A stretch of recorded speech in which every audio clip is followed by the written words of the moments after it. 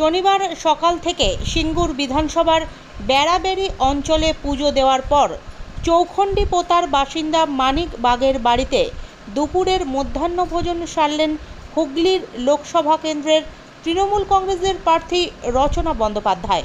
এরপর সিঙ্গুর বিধানসভার বিভিন্ন জায়গায় মানুষের সঙ্গে মিলিত হন তিনি। এর পাশাপাশি ভোটারদের কাছে তাকে ভোট দিয়ে জয়যুক্ত করবার আহ্বানও জানান। এদিনের প্রচারে প্রার্থীর সঙ্গে উপস্থিত ছিলেন হুগলি সিঙ্গুর বিধানসভার ও হুগলির হরিপাল বিধানসভার বিধায়ক বেচারাম মান্না ও করবী মান্না সহ সিঙ্গুর তৃণমূল কংগ্রেসের নেতৃত্ববৃন্দরা।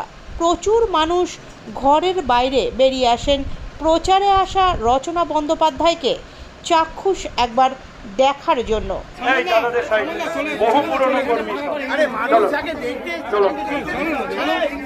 আস্তে আস্তে মানুষকে দেখতে দিন না, দেখলে পিছনে আসো।